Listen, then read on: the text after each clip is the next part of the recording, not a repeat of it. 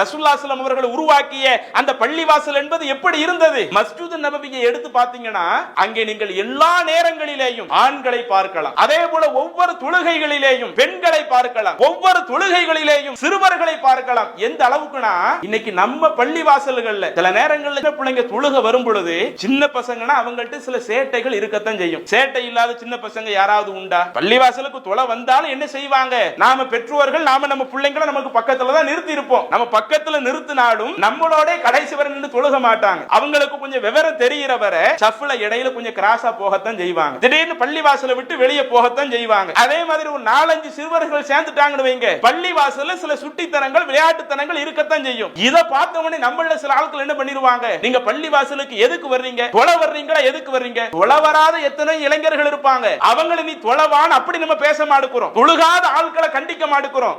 யாரு வந்து சரி தொலை வரக்கூடிய நேரத்தில் சின்ன சின்ன விளையாட்டுத்தனங்களோடு இருக்கிறாங்களோ நீ அப்படி எல்லாம் இருக்கக்கூடாது. எந்த அளவுக்குன்னு சொன்னா சில நேரங்கள் அந்த சின்ன பிள்ளைங்கள் அழைத்து வரக்கூடிய பெரிய ஆட்கள் இருக்கிறாங்களா இல்லையா, அந்த பெரிய ஆட்களையே கடிந்து பேசுகிற அளவிற்கு ஏன் உங்க பிள்ளைங்களை வெளியே அழைச்சிட்டு போறதுக்கு வேற இடமே இல்லையா? நீங்க என்ன தொழுகைக்கு தான் அழைச்சிட்டு வருவீங்களா? உங்க பிள்ளைனால எங்களுக்கு எவ்வளவு டிஸ்டர்ப் ஆகுது, எங்களுக்கு எவ்வளவு இடைஞ்சல் ஆகுது என்று இப்படி பேச ஆரம்பிச்சோம்னு வைங்க, அந்த சின்ன பிள்ளைங்களுடைய வரத்து எப்படி பள்ளிவாசல்ல வரும்? அஸ்ஸலாமு அலைக்கும் வரஹ்மத்துல்லாஹி பரகாத்துஹு. அன்பிற்குரிய அல்லாஹ்வின் நல்லடியார்களே, தாய்மார்களே, சகோதர சகோதரிகளே, அறிந்து கொள்ள வேண்டிய அடிப்படை சட்டங்கள் என்ற தலைப்பின் கீழ் தொடர்ச்சியாக இதுவரை இஸ்லாமிய மார்க்கத்தை நாம் அறிந்து கொள்ளக்கூடிய நேரத்தில் நாம் என்னென்ன விஷயங்களை எல்லாம் பார்க்க வேண்டும், அதே போல இஸ்லாமிய மார்க்கத்தை நம்முடைய வாழ்க்கையில் நடைமுறைப்படுத்தக்கூடிய வேளைகளில் நாம் எதையெல்லாம் அடிப்படையாக கவனிக்க வேண்டும் என்பன போன்ற அந்த தகவல்களை எல்லாம் தொடர்ச்சியாக 4 நாட்களாக பார்த்தோம். இன்றைய தினம் இஸ்லாமிய மார்க்கத்தில் சொல்லப்பட்டிருக்கிற உள்ள சில விஷயங்களை பற்றி நாம் தொடர்ச்சியாக பார்க்க இருக்கிறோம். அதிலும் குறிப்பாக இந்த புனிதம் நிறைந்த இந்த ரமலான் மாதத்துல பொதுவாக முஸ்லிம்கள் நாம் அனைவருமே பள்ளிவாசல்களோடு அதிக தொடர்பை ஏற்படுத்தக்கூடிய நபர்களாக நாம இருப்போம். மற்ற மாசங்கள்ல நம்ம பள்ளிவாசல்ல எவ்வளவு நேரத்தை செலவிடுகிறோம், இந்த ரமலான் மாதத்துல நாம எவ்வளவு பள்ளிவாசல்ல செலவிடுகிறோம் என்று நாம ஒப்பிட்டு பார்க்கிற பொழுது நாம இயற்கையாகவே என்ன செய்து விடுகிறோம், ஒவ்வொரு வருடமும் ரமலான் மாதம் வருகிற பொழுது பள்ளிவாசல்ல கொஞ்சம் அதிகம் நேரத்தை செலவிடக்கூடிய நபர்களாக இருக்கிறோம். வெறுமனே கடமையான தொழுகையை மட்டும் தொழுது விடாமல் உபரியான தொழுகை தொழுவதற்குரிய வாய்ப்பு பள்ளிவாசலில் கிடைத்தாலும் அதை பயன்படுத்துகிறோம். பள்ளிவாசலில் இருந்து மார்க்கத்தை அறிந்து கொள்வதற்கு வாய்ப்பு கிடைத்தாலும் அதை நம்ம பயன்படுத்திக்கிறோம். இப்படி ஏராளமாக நாம இந்த பள்ளிவாசலோடு தொடர்புல இருக்கக்கூடிய ஒரு மாதமாக இந்த ரமலான் மாதமும் இருக்கிறதுனால இஸ்லாத்துல அந்த பள்ளிவாசலில் பேண வேண்டிய சில அடிப்படையான ஒழுங்குகளையும் சட்டதிட்டங்களையும் அல்லாஹ்வும் அல்லாஹ்வுடைய தூதரும் நமக்கு சொல்லி இருக்கிறார்கள். நாம் இன்றைக்கு அதை புரிந்துதான் நடக்கின்றோமா? இதை நாம் சற்று சிந்தித்து பார்க்க கடமைப்பட்டிருக்கிறோம். பொதுவாக பள்ளிவாசல்கள் என்று சொன்னால் நீங்க அந்த ரமலான் மாதம் நெருங்கி விட்டது என்று சொன்னால் பல இடங்கள்ல என்ன செய்யலாம், நிறைய புதிய பள்ளிகள் உருவாகுவதை பார்க்கலாம். நிறைய மர்கஸ்கள் ஓபன் ஆகிறதுல எப்ப பெரும்பாலும் இருக்கும், ரமலான் மாதம் நெருங்கினால் தான் இருக்கும். அதே மாதிரி சில பள்ளிவாசல்கள் அது போதிய வசதி இல்லாம இருக்குதுன்னு வைங்க, அந்த பள்ளிவாசலை விரிவாக்கம் செய்யக்கூடிய பணியை தொடர்ச்சியாக செய்வார்கள். அப்படி விரிவாக்கம் செய்துவிட்டு அந்த பள்ளியில் அதற்கடுத்து மக்கள் தொழுகக்கூடிய ஒரு வாய்ப்பை ஏற்படுத்துவதாக இருந்தால் அதையும் இந்த ரமலான் மாசத்துல தான் தேர்வு செய்வார்கள். ரமலானுக்கு முந்தின ஜும்மாவை நீங்க எடுத்து பார்த்தீங்கன்னா, அதற்கு முன்னாடி உள்ள ஜும்மாக்களை எடுத்து பார்த்தீங்கன்னு சொன்னா தமிழகத்துல பரவலாக பல இடங்களில் புதிதாக மர்கஸ்கள் உருவாக்கப்படுவதும் ஏற்கனவே இருக்கக்கூடிய மர்கஸ்களை இன்னும் புனர் நிர்மாணம் செய்து அதுல சில வசதிகள் இல்லாம இருந்துச்சுன்னா இன்னும் அதிகமான வசதிகளை ஏற்பாடு செஞ்சு இப்படி பள்ளிவாசல்ல உள்ள நிர்வாகத்தினர் செய்வாங்க. ஏன் அப்படி செய்யறாங்க? நாம எல்லாருமே பள்ளிவாசல்ல ரமலான் மாதத்துல நிறைய வருவோம், வரக்கூடிய எல்லா நபர்களுக்கும் ஒரு வசதி வாய்ப்பை ஏற்படுத்தி கொடுக்கணும் என்பதற்காக நிர்வாகத்தில் உள்ளவங்க அவங்க சார்பாக என்னென்ன செய்ய முடியுமோ அதையும் அவர்கள் செய்து விடுகிறார்கள். அப்ப இவ்வளவு இருக்கக்கூடிய அந்த நேரத்துல அல்லாஹ் தஆலா நம்மளிடத்துல என்ன எதிர்பார்க்கிறான்? ஒரு பள்ளிவாசல் என்று சொன்னால் அந்த பள்ளிவாசலுக்கு அல்லாஹ் சொல்லக்கூடிய இலக்கணங்கள் என்ன, அந்த பள்ளிவாசலுக்கு அதுல போகக்கூடிய மக்கள் என்னென்ன விஷயங்களுக்கு முக்கியத்துவம் கொடுக்கணும் என்று நீங்கள் எடுத்து பார்த்தால் அல்லாஹ் தன்னுடைய திருமறையில் சூரத்து தௌபா 9வது அத்தியாயத்தினுடைய 107, 108 அந்த 2 வசனங்கள்ல அல்லாஹு தஆலா பள்ளிவாசலை பற்றி பேசுகிறான். பள்ளிவாசல் என்பது வெறுமனே எப்படி இருக்கக்கூடாது, மக்கள் வந்து தொழுகக்கூடிய தொழுமிடமாக மட்டும் இருக்கக்கூடாது. இன்னைக்கு நம்ம நிறைய அப்படித்தான் ஆக்கி வச்சிருக்கிறோம். சுன்னத்துல் ஜமாத்தில் இருக்கிற ஒரு பள்ளிவாசல்களாக இருக்கட்டும், அல்லது தௌஹீதை எடுத்துரைக்கக்கூடிய மர்கஸ்களாக இருக்கட்டும், பள்ளிவாசல்னா அதை பத்தி நம்ம மனசுல என்னதான் நினைச்சுக்கிட்டு இருக்கிறோம்? பள்ளிவாசல் அது தொழுகைக்காக உள்ள ஒரு இடம், தொழுகையை நம்ம பேணி நடக்கக்கூடிய ஒரு இடம். அங்க போய் நம்ம தொழுதுட்டு வந்துருவோம், அல்லாஹ்விடத்துல நன்மை சம்பாதிச்சுட்டு வந்துருவோம் என்று பள்ளிவாசலை வெறுமன தொழுகைக்குரிய ஒரு இடமாக மட்டும் பார்க்கிறோம். ஆனால் அல்லாஹ் தன்னுடைய அந்த வசனத்திலே சொல்லுகிறான், வல்லதி நத்தஹது மஸ்ஜிதன் லிராரன் வ குஃப்ரன் வ தஃரீகன் பைனல் முஃமினீன் வ இர்சாதன் லிமன் ஹாரபல்லாஹு வ ரசூலஹு மின் கபில் வ ல யஹ்லிஃபுன்ன இன் அரதன இல்லல் ஹுஸ்னா வல்லாஹு யஷ்ஹது இன்னஹும் லகாதிபூன் அப்படின்னு அல்லாஹ் தஆலா சொல்லி காட்டுகிறான். இதுல அல்லாஹ் தஆலா இதுல எதை பத்தி சொல்லி காட்டுறான்? ரசூலுல்லாஹி ஸல்லல்லாஹு அலைஹி வஸல்லம் மக்காவிலிருந்து மதீனாவிற்கு வந்த பிறகு ரசூலுல்லாஹி ஸல்லல்லாஹு அலைஹி வஸல்லம் முதல் வேலையாக மதீனாவில் என்ன செஞ்சாங்க? ஒரு பள்ளிவாசலை நிர்மாணிக்கக்கூடிய ஒரு வேலையை தான் ரசூலுல்லாஹி ஸல்லல்லாஹு அலைஹி வஸல்லம் செஞ்சாங்க. ஏன்னா மக்காவில் இருக்கும் பொழுது உலகத்துல முதலாக இறைவனை வணங்க வேண்டும் என்பதற்காக உருவாக்கப்பட்ட காபத்துல்லா இருந்துச்சு. ஆனா அந்த காபாவுக்குள்ள பல சிலைகளை வைத்து அன்றைக்கு அந்த சமுதாயம் வணங்கி வழிபட்டு இருந்தது. அப்ப அப்படிப்பட்ட சந்தர்ப்பத்தில் அல்லாஹ்வுடைய தூதர் மக்காவிலிருந்து மதீனாவுக்கு ஹிஜ்ரத் பண்ணி போறாங்க. ஹிஜ்ரத் பண்ணி போன உடனே மதீனாவுல முதல் வேலையை ரசூலுல்லாஹி என்ன செய்யறாங்க? நாம ஒரு நாடு துறந்து வந்திருக்கிறோம், நாம எங்க நம்மளுடைய வீட்டை அமைச்சுக்கிடலாம், நம்மளுடைய வீட்டை எந்த மாதிரி அமைச்சுக்கிடலாம், இங்க நாம எந்த மாதிரி நம்முடைய பொருளாதாரத்திற்காக நாம் உருவாக்கி கொள்ளலாம். ரசூலுல்லாஹி அதை கவனிக்கல. தன்னுடைய வீட்டை உருவாக்குவதற்கு முன்பாக, தன்னுடைய அடுத்த கட்ட தொழில் வாழ்வாதாரத்தை உருவாக்குவதற்கு முன்பாக மஸ்ஜிது நபவியை அல்லாஹ்வுடைய தூதர் உருவாக்குகிறார்கள். மக்காவிலிருந்து வரும் பொழுதே சொந்தமாக கொண்டு வந்த காசை வச்சு அவங்க ரசூலுல்லாஹி என்ன செய்யறாங்க? அந்த இடத்தை வாங்கி, அந்த இடம் சஹல் சுஹைல் என்கிற இரு அநாதை சிறுவர்களுக்குள்ளதா இருந்துச்சு. அந்த இடத்தை ரசூலுல்லாஹி அவங்க காசு கொடுத்து வாங்கி ஒரு பள்ளிவாசலை அல்லாஹ்வுடைய தூதர் உருவாக்கி வைத்திருந்தார்கள். இப்படி மதீனாவில் ஏற்கனவே அல்லாஹ்வின் தூதரால் உருவாக்கப்பட்ட மஸ்ஜிது நபவி இருந்தது. அதே மதீனாவில் இன்னொரு இடத்துல நீங்க பாத்தீங்கன்னு சொன்னா முனாஃபிக்குகள் என்ன செஞ்சிருக்கிறாங்க? அவர்களும் ஒரு பள்ளிவாசலை கட்டி இருக்கிறார்கள். நாங்களும் அல்லாஹ்வை வணங்குவோம், நாங்களும் அல்லாஹ்வை ஏற்று இருக்கிறோம், நாங்களும் வணக்க வழிபாடுகள் செய்வோம் என்று சொல்லி வணக்க வழிபாடு செய்வதற்காக ஒரு பள்ளிவாசலை கட்டி இருக்கிறார்கள். அல்லாஹ் அதை பத்தி தான் சொல்லி காட்டுறான். பள்ளிவாசல்ல எது, எந்த பள்ளிவாசல் நாம நின்று தொழுவதற்கு தகுதியானது, அந்த பள்ளிவாசல் என்னென்ன சட்டதிட்டங்கள் கடைபிடிக்கப்படணும். ஒரு பள்ளிவாசல் என்று சொன்னால் வெறுமனே 5 நேரம் பாங்கு சொல்லி தொழுகை நடத்தினால் மட்டும் அது பள்ளிவாசல் வந்துராது. அந்த பள்ளிவாசலில் நாம் தொழுக வேண்டும் என்று சொன்னால் அதற்குன்னு பல அம்சம் இருக்கிறது என்பதை அல்லாஹ் தஆலா எப்படி சொல்லி காட்டுகிறான்? அந்த முனாஃபிக்குகள் கெட்டுறாங்கல்ல, அவங்க கெட்டி இருக்கக்கூடிய பள்ளிவாசல் லிராரன், மக்களுக்கு தீங்கிழைப்பதற்காக அந்த பள்ளிவாசலை கட்டி இருக்கிறாங்க. அதே மாதிரி குஃப்ரன், இறைவனை மறுக்கக்கூடிய, இறைவனுக்கு இணைகற்பிக்கக்கூடிய காரியங்களை செய்வதற்காக பள்ளிவாசலை கட்டி இருக்கிறாங்க. வ தஃரீகன் பைனல் முஃமினீன், நம்பிக்கையாளர்களுக்கு மத்தியில் பிரிவை ஏற்படுத்துவதற்காக அவங்க பள்ளிவாசலை கட்டி இருக்கிறாங்க. வ இர்சாதன் லிமன் ஹாரபல்லாஹு வ ரசூலஹு மின் கபில், யாரெல்லாம் இதற்கு முன்பாக அல்லாஹ்வோடு யுத்தம் செய்தார்களோ, அல்லாஹ்வின் தூதரோடு யுத்தம் செய்தார்களோ, அவர்களுக்கு அடைக்கலம் தருவதற்காக அவர்கள் இந்த பள்ளிவாசலை கட்டி இருக்கிறார்கள் என்கிற ஒரு தகவலை அல்லாஹ் சொல்லிவிட்டு அந்த 108வது வசனத்திலே அல்லாஹ் சொல்லுகிறான் ரசூலுல்லாஹி ஸல்லல்லாஹு அலைஹி வஸல்லம் அவர்களுக்கு, லா தகும் ஃபீஹி அபதா, நீங்கள் ஒருபோதும் அந்த இடத்துல போய் உங்களுடைய தொழுகைகளை அமைத்துக் கொள்ளாதீர்கள். ரசூலுல்லாஹி ஸல்லல்லாஹு அலைஹி வஸல்லம் அவங்களுக்கு என்ன கட்டளை போடுறான்? அங்க ஐவேளை தொழுகை நடக்கத்தான் செய்யுது, பாங்கு சொல்லப்படத்தான் செய்யுது. பாங்கு சொல்லப்பட்டாலும் தொழுகை நடத்தப்பட்டாலும் அது மட்டும் ஒரு பள்ளிவாசலுக்கு இலக்கணமாக அமையாது. லா தகும் ஃபீஹி அபதா, ஒருபோதும் நீங்கள் அங்கே தொழாதீங்கன்னு சொல்லிட்டு அதற்கு அடுத்துதான் பள்ளிவாசலில் கடைபிடிக்க வேண்டிய முக்கியமான செய்தியை அல்லாஹ் சொல்லுகிறான். ல மஸ்ஜிதுன் உஸ்ஸிஸ அல தக்வா மின் அவ்வலி யௌமின், எந்த இடம் அது ஆரம்பத்தில் இருந்தே இறையச்சத்தின் அடிப்படையில் நிர்மாணிக்கப்படுகிறதோ அந்த இடம்தான் அஹகு அன் தகூம ஃபீஹி, நீங்கள் நின்று தொழுவதற்கு தகுதியான இடம். பள்ளிவாசல்ல நீங்க என்ன அளவுகளை பாத்திர வேண்டாம். அங்க அல்லாஹ் அக்பர் அல்லாஹ் அக்பர்னு பாங்கு சொல்றாங்களே, அங்க இகாமத் சொல்றாங்களே, அங்க ஜமாத் உலக நடத்துறாங்களே, இதை நீங்க அளவுகளா பார்க்காதீங்க.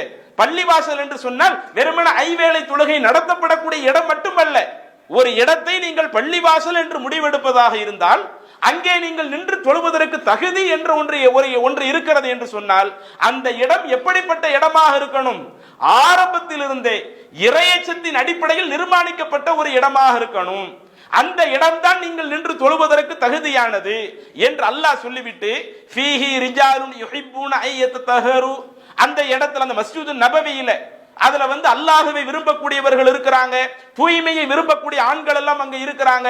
வல்லாஹு யுஹிப்புல் முத்தத்தஹிரீன், அல்லாஹ் தஆலா அந்த தூய்மையை விரும்பக்கூடியவர்கள் நேசிக்கிறான் என்று அல்லாஹ் தன்னுடைய திருமறையில சொல்றான். அப்ப இந்த வசனம் நமக்கு சொல்லக்கூடிய கருத்து என்ன? வெறுமன ஐவேளை தொழுகை நடக்கிற இடம் மட்டும் பள்ளிவாசல் அல்ல. ஒன்றை நாம் பள்ளிவாசல் என்று முடிவு செய்வதாக இருந்தால் அது இறையச்சத்தின் அடிப்படையில் நிர்மாணிக்கப்பட்டதாக இருக்கணும் அப்படிங்கிற ஒரு தகவலை அல்லாஹ் தஆலா தன்னுடைய தூதருக்கு குர்ஆன்ல ஒரு பாடமாக நடத்துகிறான். அப்ப இறையச்சத்தின் அடிப்படையில் நிர்மாணிக்கப்பட்ட பள்ளி அப்படின்னா என்ன? ஒரு இடத்துல என்ன நடக்குதுன்னா அங்கே இறையச்சம் இருக்கிறது. உதாரணத்திற்கு எடுத்துக்கிடுங்களேன், திருச்சியில நத்தஹர்சான் சொல்லக்கூடிய ஒரு தர்கா ஒன்று இருக்கிறது. அந்த தர்காக்கள்ல என்ன பண்றாங்க? தர்காவையும் பள்ளிவாசலையும் முன்னாத்தான் வச்சிருக்கிறாங்க. ஏதோ நாங்க அங்க உருஸ் கொண்டாடுகிறோம் என்ற பேரில் வெளியே மேலதாளம் அடித்து நம்முடைய இஸ்லாமிய சமூகத்தை சார்ந்த ஆண்கள் அங்க வெளியே நின்று ஆட்டம் போட்டு அங்க இசை என்பது நம்முடைய மார்க்கத்தில் அனுமதியா? சினிமா படத்துல உள்ள படிக்கக்கூடிய அந்த இசைங்கிறது அனுமதியா? அங்கே இளைஞர்கள் ஆடுவது என்பது இஸ்லாத்தில் அனுமதியா? அதுவும் எப்படிப்பட்ட ஒரு மாசம்? இறைவனுடைய அருள் வளம் இறங்கக்கூடிய ஒரு மாசம். அல்லாஹ்வுடைய தூதர் சொல்றாங்களே, இதா தகல அலைஹி ரமலானு, ரமலான் மாதம் வந்து விட்டாலேயே ஃபுத்திஹத் அபுவாபுர் ரஹ்மா, அந்த ரஹ்மத்தினுடைய வாசல்கள் எல்லாம் திறக்கப்படுகிறது. வ உல்லிகத் அபுவாபு ஜஹன்னம், நரகத்தினுடைய வாசல்கள் எல்லாம் மூடப்பட்டு இறைவனுடைய அருள்கள் எல்லாம் திறக்கப்படக்கூடிய ஒரு மாதம். வ சுல்சிலத்தி ஷயாத்தீன், இந்த மாதத்தில் தான் ஷைத்தான்கள் எல்லாம் விலங்கிடப்படுகிறார்கள். எந்த மாசத்துல ஷைத்தான்கள் விலங்கிடப்படுகிறார்கள் என்று அல்லாஹ்வுடைய தூதர் சொன்னார்களோ, எதுல இறையச்சத்தை அதிகம் பேணி நடக்க வேண்டும் என்று அல்லாஹ்வுடைய தூதர் சொன்னார்களோ அதற்கு நேர் மாற்றமாக இந்த ரமலான் மாசத்துல தர்காவுல நாங்கள் உருஸ் கொண்டாடுகிறோம் என்ற பெயரில் இசை கச்சேரிகளை நடத்துவதும் அங்கே நபர்கள் இருந்து ஆடுவதும் அனைத்தும் பள்ளிவாசலுடைய வளாகங்கள் நடந்துகிட்டு இருக்குது. இன்னும் நம்மளுடைய தமிழகத்தில் எடுத்து பாருங்களேன், நீங்கள் சமூக வலைதளங்கள்ல தேடி பார்த்தால் ஏதோ ஒரு கல்யாண நிகழ்ச்சி என்று நினைக்கிறேன். அந்த கல்யாண நிகழ்ச்சியில் என்ன செய்யறாங்க? அந்த நாதசுரம் போன்ற அந்த கொட்டடிக்கிற ஒரு நிகழ்வு இருக்குது இல்ல, பள்ளிவாசலுக்கு உள்ள இருந்து அப்படி செய்கிறார்கள். வெறுமன 5 வேளை தொழுகை நடத்திட்டா மாத்திரம் அது பள்ளிவாசல் ஆயிடுமா? இறையச்சம் என்றால் அந்த இறையச்சத்துக்கு அளவுகோல் என்ன? நாம் ஒரு இடத்தை பள்ளிவாசல் என்று முடிவு செய்வதாக இருந்தால் உஸ்ஸிஸ அல தக்வா மின் அவ்வளி யௌமின், அது உருவாக்கப்பட்ட ஆரம்ப காலத்திலிருந்தே அது இறையச்சத்தின் அடிப்படையில் இருக்கணும். அந்த பள்ளிவாசல் என்பது மார்க்க சட்டங்களை போதிக்கிற ஒரு இடமாகத்தான் இருக்கணுமே ஒழிய மார்க்க சட்டங்களை குளிதோண்டி புதைக்கக்கூடிய ஒரு இடமாக இருக்கக்கூடாது என்று மார்க்கம் சொல்லி இருக்க, எத்தனை பள்ளிவாசலுக்கு உள்ள இருந்து கொண்டு இன்றைக்கு இசை கச்சேரிகளை நடத்தி கொண்டிருக்கிறார்கள்.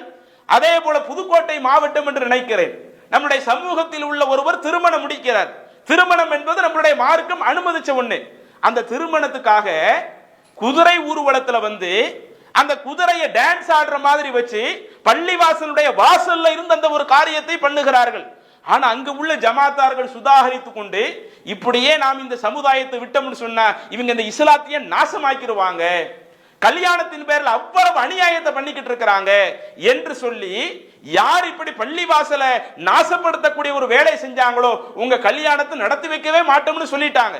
திரும்ப ஒரு கட்டத்தில் அவங்க குடும்பத்தார்கள் எல்லாம் இனிமே நாங்க அந்த மாதிரி பண்ண மாட்டோம், இந்த மாதிரி இசை கச்சேரிகளை எல்லாம் இனிமே நாங்க பள்ளிவாசலை வச்சு நடத்துறதுக்கு அனுமதிக்க மாட்டோம், எப்படியாவது நீங்க அந்த திருமணத்தை நடத்தி வச்சிருங்க என்று அந்த குடும்பத்தார்கள் கேட்டுக்கொண்டதற்கு இணங்க அந்த ஜமாத்தார்கள் அப்படி ஒரு கல்யாணத்தை நடத்தி வச்சிருக்கிறாங்க. இதுல ஒரு சில ஜமாத்தார்கள் இப்படி கரெக்டா இருக்கிறாங்க. பல இடங்களில் என்ன நடக்கிறது? பள்ளிவாசலுக்குள்ளேயே எவ்வளவோ அநியாயங்கள் நடந்து கொண்டு இருக்கிறது.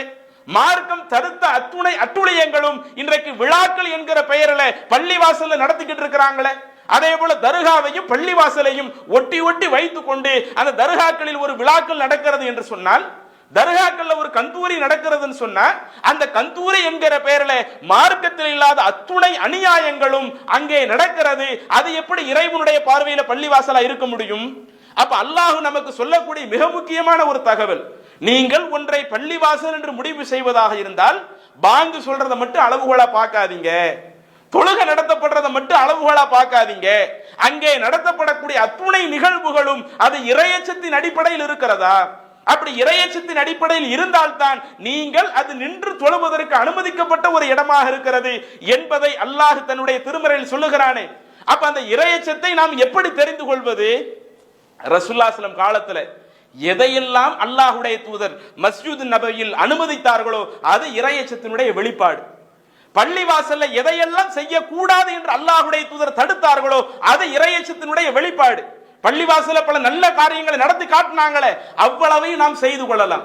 பள்ளிவாசல பல செயல்களை செய்யக்கூடாதுன்னு தடுத்தாங்களே, அவ்வளவு விட்டு விலகி வருவதுதான் இறையச்சத்தினுடைய மிக முக்கிய ஒரு அடிப்படையாக இருக்கிறது. அப்ப இதை உங்களுடைய மனதிலே பதிய வைத்துக் கொண்டு இன்றைக்கு நாம பள்ளிவாசல்கள்ல என்னென்ன விஷயங்களை கவனிக்கணும் அப்படின்னு பார்த்தால், முதலாவது இன்னைக்கு சில ஆட்களை பார்த்தீங்கன்னு சொன்னா பள்ளிவாசல்களை பெரிய அளவுக்கு கட்டியிருப்பாங்க, ஆடம்பரமா கட்டியிருப்பாங்க, 1000 பேர் 2000 பேர் நின்று தொழுகிற அளவுக்கு பள்ளிவாசல கட்டியிருப்பாங்க. ஆனா அங்க உள்ள தொழுகக்கூடிய ஆட்களை பாருங்க, 20 ஆள் கூட தேராது. ஜும்மா வந்துச்சுன்னா 200 பேர் நிற்பாங்க. மற்றபடி ஜும்மா இல்லாத இதர தொழுகை எடுத்து பாருங்களேன், 20 பேர் கூட தேராது. ஆனா அந்த ஊர்ல இருக்கிற மக்களுடைய எண்ணிக்கை எடுத்து பாருங்க, அந்த ஊர்ல ஆண்கள் எத்தனை பேர் இருக்கிறார்கள், அந்த ஊர்ல இளைஞர்கள் எத்தனை பேர் இருக்கிறார்கள்? நிறைய பேர் இருப்பாங்க. ஆனா யாரும் தொழுகையை ஒழுங்காக கடைபிடிக்காமல் வெறுமனே வெள்ளிக்கிழமை மட்டும் வந்து தொழுகக்கூடிய ஆளாக, இன்னும் சில ஆட்கள் அந்த தொழுகையும் இல்லாத ஆட்களாக இன்றைக்கு இப்படி எத்தனை இடங்கள் இருக்கிறது. அல்லாஹ்வுடைய தூதர் அதை எதிர்பார்க்கல. ரசூலுல்லாஹி ஸல்லல்லாஹு அலைஹி வஸல்லம் அவர்கள் உருவாக்கிய அந்த பள்ளிவாசல் என்பது எப்படி இருந்தது? மஸ்ஜித் நபவியை எடுத்து பார்த்தீங்கன்னா அங்கே நீங்கள் எல்லா நேரங்களிலேயும் ஆண்களை பார்க்கலாம், அதே போல ஒவ்வொரு தொழுகைகளிலேயும் பெண்களை பார்க்கலாம், ஒவ்வொரு தொழுகைகளிலேயும் சிறுவர்களை பார்க்கலாம். எந்த அளவுக்குனா இன்னைக்கு நம்ம பள்ளி வாசல்கள்ல சில நேரங்கள்ல சின்ன பிள்ளைங்க தொழுக வரும் பொழுது சின்ன பசங்கன்னா அவங்கள்ட்ட சில சேட்டைகள் இருக்கத்தான் செய்யும். சேட்டை இல்லாத சின்ன பசங்க யாராவது உண்டா? பள்ளிவாசலுக்கு தொலை வந்தாலும் என்ன செய்வாங்க? நாம பெற்றோர்கள் நாம நம்ம பிள்ளைங்களை நமக்கு பக்கத்துல தான் நிறுத்தி இருப்போம். நம்ம பக்கத்துல நிறுத்தினாலும் நம்மளோட கடைசி வரை நின்று தொழுக மாட்டாங்க. அவங்களுக்கு கொஞ்சம் விவரம் தெரிகிற வரை ஷஃப்ல இடையில கொஞ்சம் கிராஸா போகத்தான் செய்வாங்க. திடீர்னு பள்ளிவாசலை விட்டு வெளியே போகத்தான் செய்வாங்க. அதே மாதிரி ஒரு 4-5 சிறுவர்கள் சேர்ந்துட்டாங்கன்னு வைங்க, பள்ளிவாசல்ல சில சுட்டித்தனங்கள் விளையாட்டுத்தனங்கள் இருக்கத்தான் செய்யும். இதை பார்த்த உடனே நம்மள சில ஆட்கள் என்ன பண்ணிடுவாங்க, நீங்க பள்ளிவாசலுக்கு எதுக்கு வர்றீங்க, தொலை வர்றீங்களா, எதுக்கு வர்றீங்க? தொலை வராத எத்தனை இளைஞர்கள் இருப்பாங்க, அவங்களை நீ தொலைவான்னு அப்படி நம்ம பேச மாட்டேங்கிறோம். தொழுகாத ஆட்களை கண்டிக்க மாட்டேங்கிறோம். யாரு வந்து சரி தொலை வரக்கூடிய நேரத்தில் சின்ன சின்ன விளையாட்டுத்தனங்களோடு இருக்கிறாங்களோ நீ அப்படியெல்லாம் இருக்கக்கூடாது. எந்த அளவுக்குன்னு சொன்னா சில நேரங்கள் அந்த சின்ன பிள்ளைங்கள் அழைத்து வரக்கூடிய பெரிய ஆட்கள் இருக்கிறாங்களா இல்லையா, அந்த பெரிய ஆட்களையே கடிந்து பேசுகிற அளவிற்கு, ஏன் உங்க பிள்ளைங்களை வெளியே அழைச்சிட்டு போறதுக்கு வேற இடமே இல்லையா? நீங்க என்ன தொழுகைக்கு தான் அழைச்சிட்டு வருவீங்களா? உங்க பிள்ளைனால எங்களுக்கு எவ்வளவு டிஸ்டர்ப் ஆகுது, எங்களுக்கு எவ்வளவு இடைஞ்சல் ஆகுது என்று இப்படி பேச ஆரம்பிச்சோம்னு வைங்க, அந்த சின்ன பிள்ளைங்களுடைய வரத்து எப்படி பள்ளிவாசல்ல வரும்? இன்றைக்கு அல்லாஹ்வுடைய அருளால நம்மளுடைய மர்கஸ்களில் இதை மாற்றி காட்டி இருக்கிறோம். சுன்னத்துல் ஜமாத்துல பெரும்பாலும் ஆரம்பத்தில் என்ன செஞ்சாங்க, சின்ன பிள்ளையவே உள்ள விட மாட்டாங்க. நீ வந்து உள்ள வந்து தொழுகிறதா இருந்தா 7 வயசு ஆயிருச்சா, 10 வயசு ஆயிருச்சா, அதுக்கு பிறகு நீ உள்ளவா. மற்றபடி அதுக்கு கீழே நீ இருந்தன்னு சொன்ன நீ சேட்டை பண்ணுவ, பள்ளிவாசலுக்கே உள்ள வராதே என்று விரட்டி அடிக்கக்கூடிய ஒரு நிலைகள் இருக்கிற பொழுது அல்லாஹ்வுடைய அருளால் ஏகத்துவத்தை எடுத்து சொல்லி இன்றைக்கு நம்மளுடைய மர்கஸ்களை எடுத்து பாருங்க, ஏராளமான சிறுவர்கள் வந்து தொழுகக்கூடியவர்களாக இருக்கிறார்கள். ஆரம்பத்தில் ஒரு சில மாசங்கள் அப்படி விளையாட்டுத்தனத்தோடு இருந்தாலும் அவங்க இது போன்ற அந்த அறிவுரைகளை அடிக்கடி கேட்க கேட்க அந்த அறிவுரை அவர்களுடைய உள்ளத்தில் பல மாற்றங்களை ஏற்படுத்தி ஒரு கட்டத்தில் மக்களுக்கு தொழுகை நடத்தக்கூடிய அளவிற்கு எத்தனையோ சில சிறுவர்கள் உருவாகி இருக்கிறார்களே. பாங்கு சொல்லக்கூடிய அளவிற்கு எவ்வளவோ பல சிறுவர்களை உருவாக்கி இருக்கிறோமே. அப்ப அவ்வளவு பெரிய ஒரு மாற்றங்கள் வர வேண்டும் என்று சொன்னால் பள்ளிவாசலை நாம எப்படி மட்டும் வச்சிடக்கூடாது, வெறும் எபோ 70 வயசுக்கு மேல உள்ளவங்க மட்டும் வந்து தொழுகக்கூடிய ஒரு இடம் ஆக்கிடக்கூடாது. பல இளைஞர்கள் குழுமக்கூடிய ஒரு இடமாக ஆக்கணும். பெண்கள் அதிகமாக வந்து வணக்க வழிபாடுகளை நிறைவேற்றக்கூடிய ஒரு இடமாக ஆக்கணும்.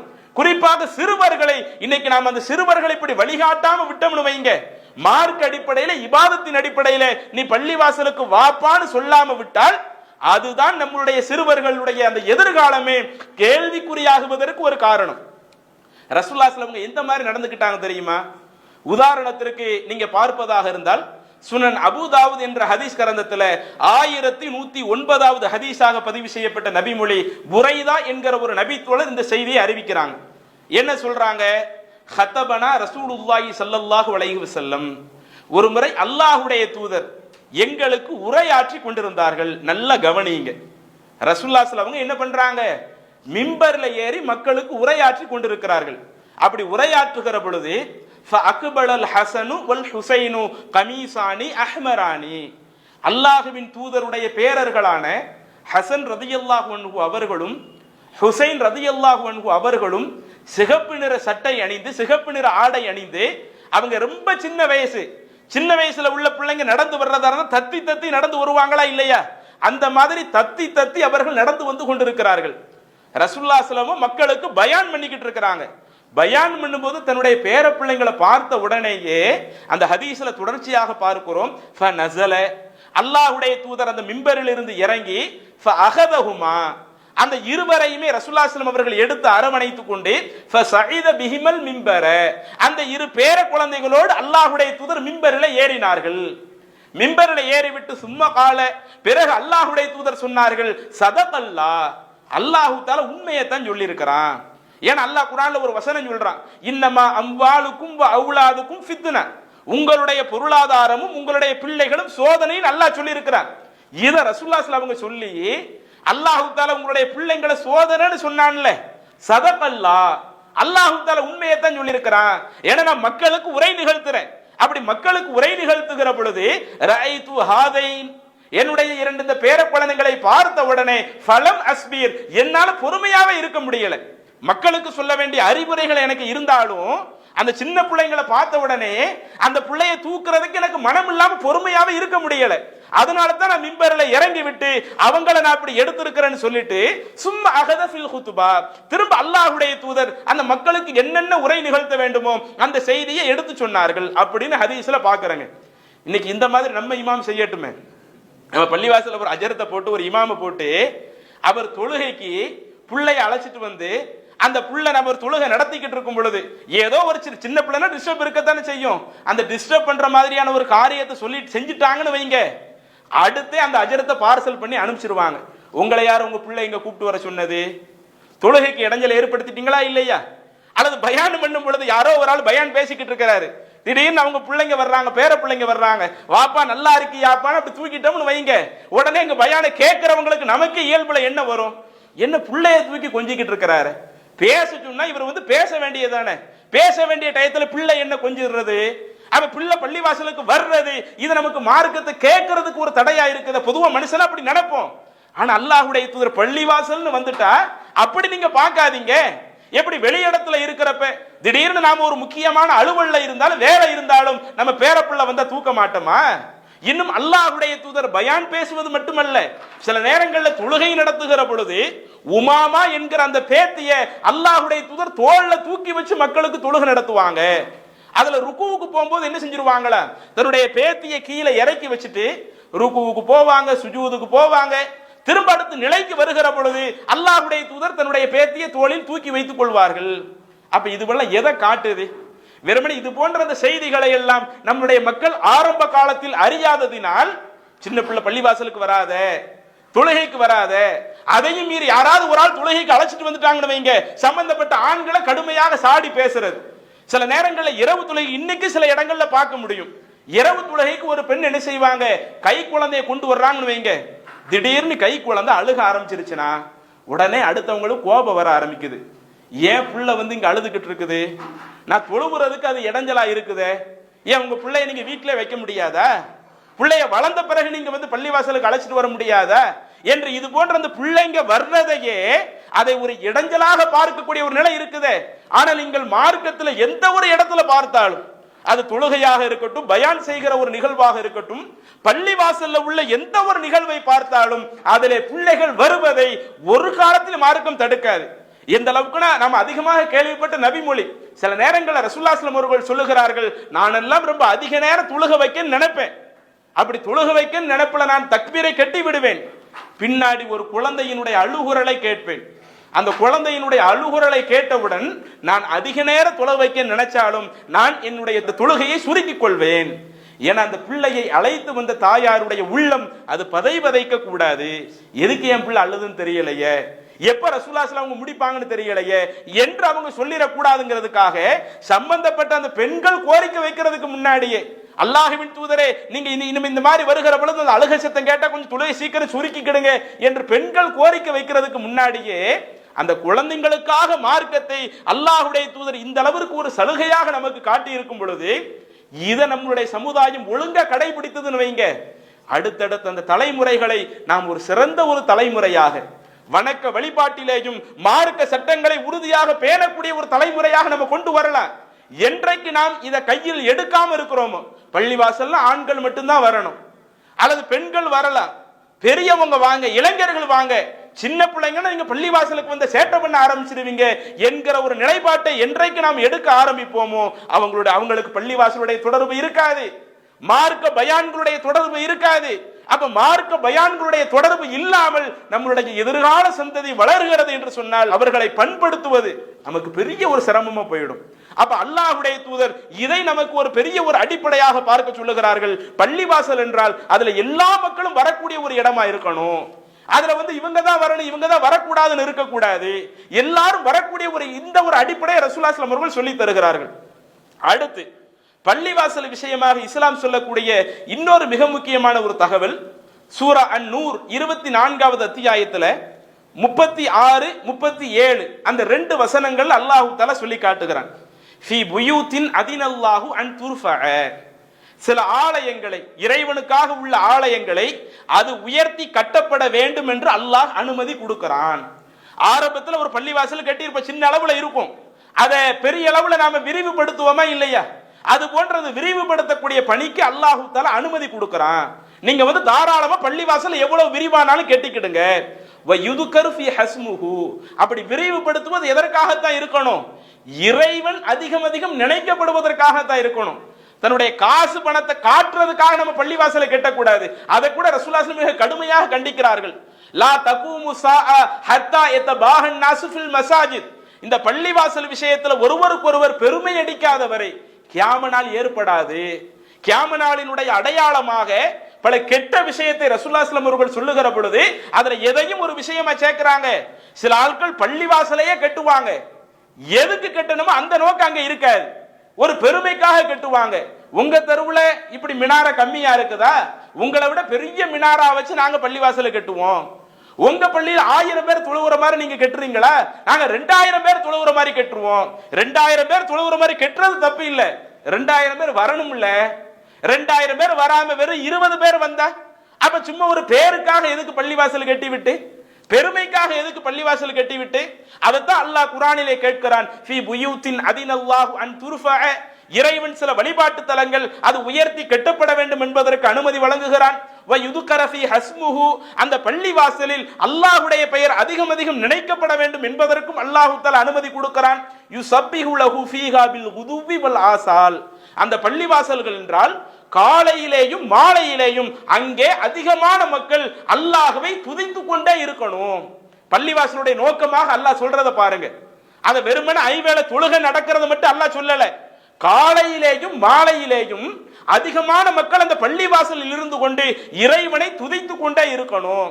இன்னும் அந்த 37வது வசனத்தில் அல்லாஹ் சொல்லுகிறான், ரிஜாலுன், அந்த பள்ளிவாசலிலே சில ஆண்கள் இருக்கிறார்கள், லா துல்ஹீஹும் திஜாரத்துன் வலா பைஉன் அன் திக்ரில்லாஹ், அவர்கள் செய்யக்கூடிய வியாபாரமோ அவர்கள் செய்யக்கூடிய வணிகமோ அல்லாஹ்வை நினைப்பதை விட்டும் அவர்களை தடுத்து விடாது. வ இகாமி ஸலா வ ஈதாஇ ஸகாத், தொழுகையை நிலைநாட்டுவதை விட்டும் ஜகாத்தை கொடுப்பதை விட்டும் அவங்க செய்யக்கூடிய வியாபாரம் அவங்களை தடுத்துறாது. காலையில மாலையில பள்ளிவாசல்ல வந்து துதிப்பாங்க, என்ன வியாபாரம் பார்த்தாலும் தொழுக வேண்டிய நேரத்துல கரெக்டா வந்து நிற்பாங்க. தொழுகை அல்லாத உபரியான நேரங்கள் இருந்தாலும் அந்த உபரியான நேரங்களிலேயும் அவங்க சும்மா வெளியே எங்கேயாவது செலவழிச்சோம்னா நிறைய பாவமான காரியத்தை பண்ண வேண்டி இருக்குதுன்னு வைங்க, அப்படி கிடைக்கக்கூடிய ஓய்வு நேரங்களையும் வெளியே செலவழிக்காமல் பள்ளிவாசலில் செலவழிக்கக்கூடியவர்களாக இருப்பார்கள் என்று அல்லாஹ் தஆலா சொல்லிவிட்டு யகாஃபூன யௌமன், அவர்கள் ஒரு அந்த மறுமை நாளை பயப்படக்கூடியவர்களாகவும் இருப்பார்கள். எப்படிப்பட்ட மறுமை நாள்? தத்த கல்லபு ஃபீஹுமுல் குலூபு வல் அப்சார், உள்ளங்களும் பார்வைகளும் நிலைக்குத்தி இருக்குமே, அந்த மறுமை நாளை பயந்தவர்களாகவும் அவர்கள் இருப்பார்கள். அப்ப இந்த வசனத்தில் அல்லாஹ் நமக்கு சொல்லக்கூடிய மிக முக்கியமான செய்தி என்ன? நாம எவ்வளவு பெரிதாக பள்ளிவாசலை கெட்டிக் கொள்ளலாம். பள்ளிவாசலை கெட்டுவது மார்க்கத்தில் தவறல்ல. அதற்காக எவ்வளவு லட்சங்களை வேண்டுமானாலும் செலவு செய்து கொள்ளலாம், அதிலேயும் மார்க்கத்தில் தவறல்ல. ஆனால் அந்த பள்ளி வாசல்கள் முழுக்க முழுக்க அல்லாஹ்வை அதிகம் துதிக்கப்படக்கூடிய ஒரு இடமாக இருக்குதா? இறைவனை நினைவு கூறக்கூடிய ஒரு இடமாக இருக்குதா?